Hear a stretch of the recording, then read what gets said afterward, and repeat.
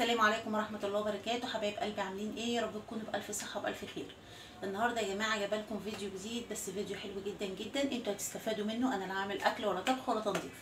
الفيديو بتاعنا النهارده يا جماعه من فات قديم وتاه. يعني ايه من فات قديم وتاه؟ يعني يا جماعه الحاجه الحلوه الجميله بتاعتنا الاصيله اللي احنا اتربينا عليها مفيش احسن منها. اي حاجه بقى من الحاجات اللي بتطلع حديثه او الكلام دوت، الحاجات الحديثه اوكي كويسه وحلوه وكل حاجه، بس برضو في حاجات حديثه بتطلع القديم اللي احنا متربيين عليه ومتعودين عليه بيبقى احسن منها 100 مره. تمام كده؟ تمام. متفقين؟ طبعا في كتير منكم متفقين معايا. ليه بقى انا بقول الكلام دوت يا جماعه؟ انا بقول على حاجات كتير قوي قوي في حياتنا احنا بنستخدمها وبنرمي حاجتنا اللي هي الاصليه الحلوه وبنبدا نجيب الحديث دوت. الحديث ده يا جماعه ساعات بيبقى يا ريتنا ما جبناهوش، والفلوس اللي بتترمي بتتحط فيه بتترمي على الارض، ويعني كانك ايه يعني ايه، حرام انك انت تحطي فيها فلوس اساسا.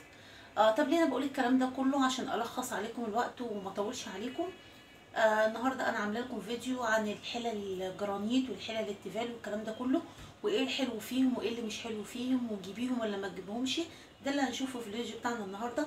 بس ما تنسيش بقى طبعا قبل ما تشوفي الفيديو تعملي لايك الجميل بتاعك وتكتبي لي كلمتين حلوين، ولو مش مشتركين معايا في القناه تشتركوا وتفعلوا زر الجرس عشان يوصلكم كل جديد.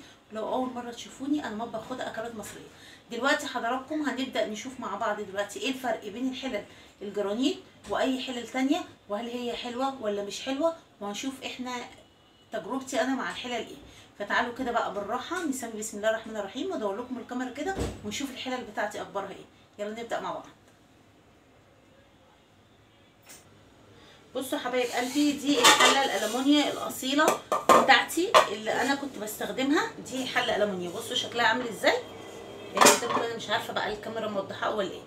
بصوا يا جماعه، دي الحلل الالومنيا الاصيله بتاعتنا اللي احنا كلنا اتربينا عليها وكلنا عارفينها طبعا، وطلعنا كلنا من صغرنا اهالينا في بيوتنا بنطبخ في الحلل الالومنيا دي، ما بنستخدمش حاجه تانية.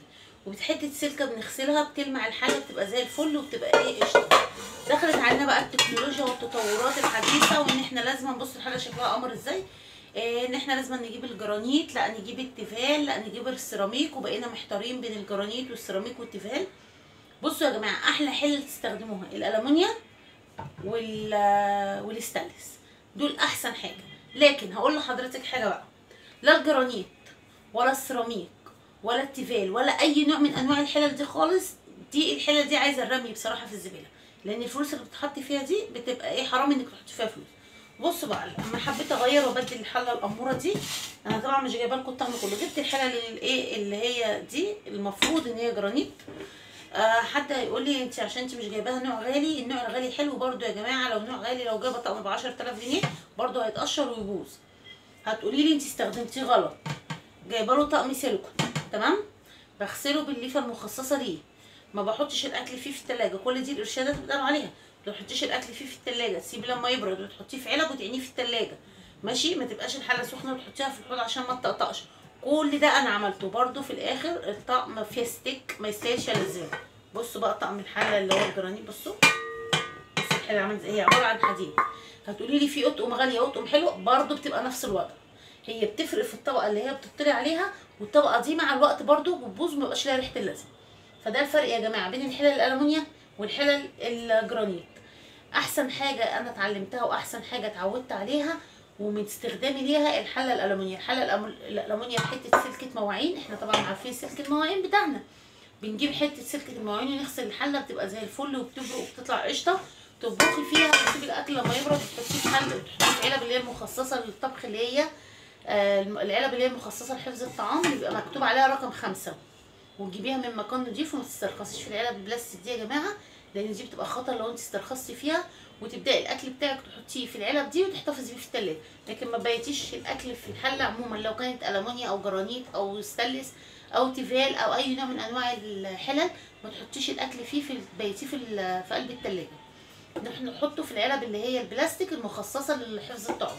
لكن بصوا الحله يا جماعه دي شكلها ايه. الحله دي عمرها 22 سنه. بصوا بسم الله ما شاء الله عليها. بصوا حله محترمه وعامله ازاي. الحله دي بقى حبايب قلبي عمرها 3 سنوات فقط لا غير. دي 3 سنين، دي 21 سنه، يبقى نقول ايه كسبت. دي طبعا اصح وانضف واحسن، وبتخلي الحاجه تبقى زي الفل، وبتجلي كده لما تغسلي كده تحسي ان المواعين بتزغرط. انا الفيديو اللي قبل ده كنت جايبه لكم المواعين انا بغسلها، وكنت بنضف المطبخ وكده عشان ما تتقطع، وكنت مورياكم ازاي بغسل الحله، كنت عماله اعملها بالسلك وكانت نظيفه زي الفل، وكنت بجليها وكانت بتتغسل وتبقى قشطه. دلوقتي يا جماعه اللي انا عايزه اقوله لكم، خلوا بالكم من الحلل اللي انتوا هتجيبوها او اللي انتوا هتستخدموها. استخدموا نوع يكون ألمونيا، نوع نظيف. في انواع كتير جدا في السوق حلوه جدا جدا ونظيفه، حتى ما تسترخصيش في نوع الألمونيا اللي هتجيبيها. اي بنت بتجهز بنصحها ان هي تجيب حلل ألمونيا وحلل ستانلس. بلاش الفشخره الكدابه، الجرانيت والسيراميك والزفتين والهباب والحاجات اللي انتوا بتجيبوها دي، بلاش. فيا جماعه بلاش نرمي فلوس على الارض في حاجات ملهاش ريحه اللازمه، في حاجات بتبوظ بعد كده. انا قلت لكم هو، وبقول لكم تاني، الحله دي يا جماعه اهي دي الحله اللي قدامكم دي عمرها 22 سنه. الحله دي عمرها 3 سنين بس. مع الاسف كنت بستخدمها، انا من النوع اللي بحافظ على حاجتي، بستخدمها بحرص جدا، وفي لحظه ما اعرفش ايه كده.